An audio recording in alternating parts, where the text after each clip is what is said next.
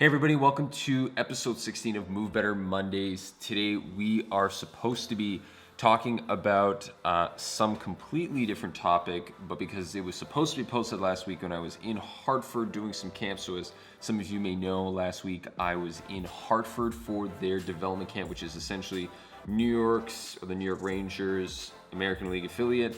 So a buddy of mine who works there asked me to come down, spend some time there, do some work, and kind of help him out during their testing period, which is a little bit more hectic than during the year. Now, while we were there, I was trying to get a segment done with him, but unfortunately we ran into a bunch of time constraints. Actually, we were supposed to do a podcast together, but again, there were so many constraints. We had testing, training, guys coming in to work out, compiling of all the results of testing, putting it all together, and all that stuff basically just kind of consumed the entire day. We were never really able to find any or carve out any time to really get that done. So basically I had to gas that entire thing and essentially move it over to today so we can get a different segment out for you guys that is basically going to be revolved around shoulder pain. Now today's episode is called...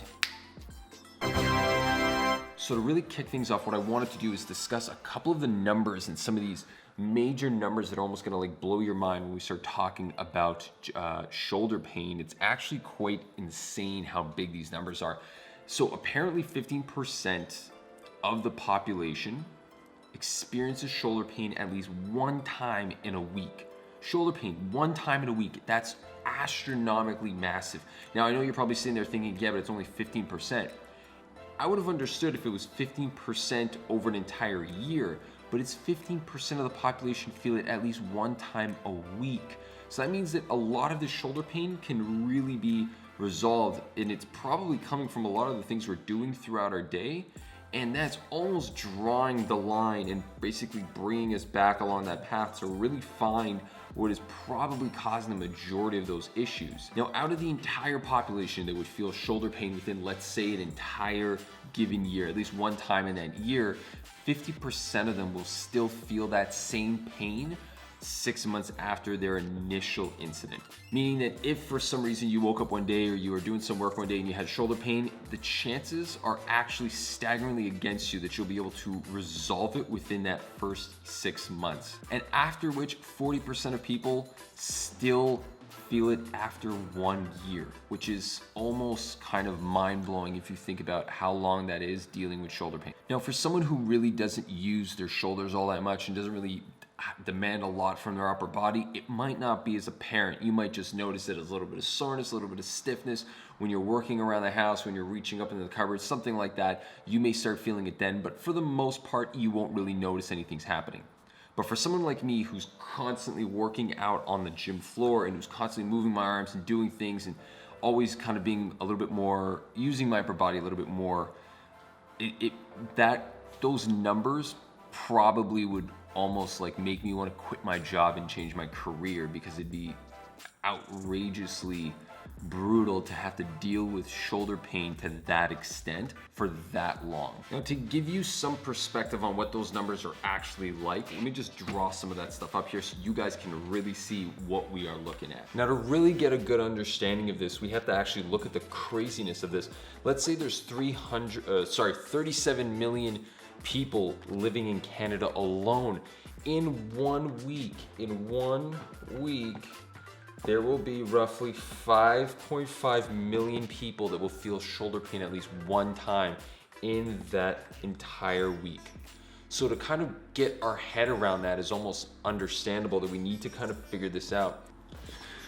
Now, when we talk about poor movement causing a lot of these shoulder problems, one of the reasons the poor movement is happening is because the poor initial position, the starting position, is what's off. It has nothing really to do with that movement pattern itself. For a lot of the cases, it simply comes from that initial place where the body is that's stopping it from actually being able to function properly.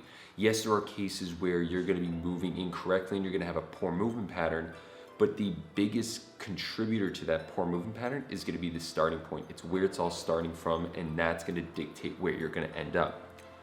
Now, when I talk about starting position and where the weakness is there, a lot of it comes from this, you guessed it, poor posture where your body is drooped forward like this generally comes from sitting at the computer, sitting on a couch, and just kind of flopping, standing up and just kind of slouching.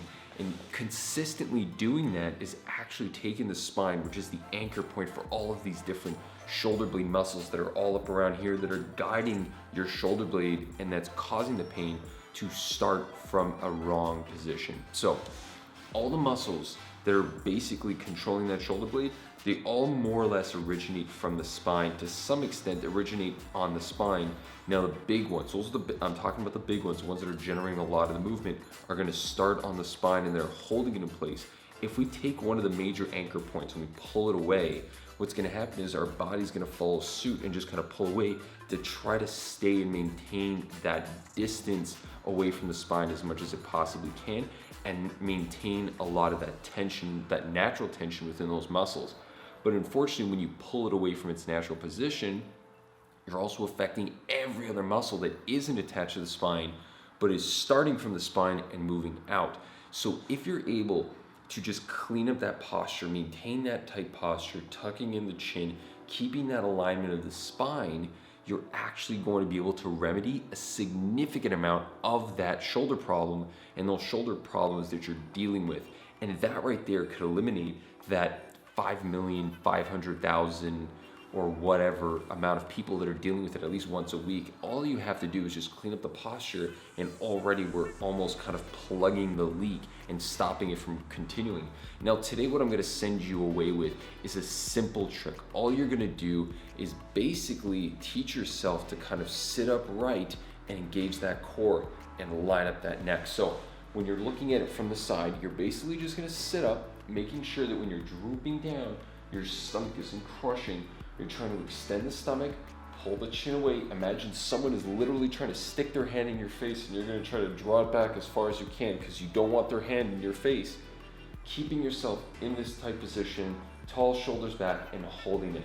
Try to audit yourself as much as you can. Sit in that position, hold yourself up, and that's gonna be the initial phase that's gonna allow you and allow us to really work on your shoulder pain. Now, this week I want to end off with that. I don't want to go into too much detail because this itself will be enough to kind of almost keep yourself aware of and audit yourself throughout that week and allow you to stay in that nice tall position. Next week, what we're going to do is we're going to start talking about how to really start breaking down some of the tissue and creating a little bit more movement in that spine if you're struggling to maintain that spine position properly and effectively without really just getting exhausted and almost hinging at the low back to try to bring your upper back further back. So what I mean by that is bending here and extending here to keep this back instead of just keeping it stable and then pulling your shoulders back. If you liked what you heard today, please hit that subscribe button. It would mean the world to me. Hit that thumbs up, leave a little comment, let me know what you guys thought of today's episode. And next week, we will get working on that soft tissue work. So have yourselves a great rest of your week and see you later. Bye.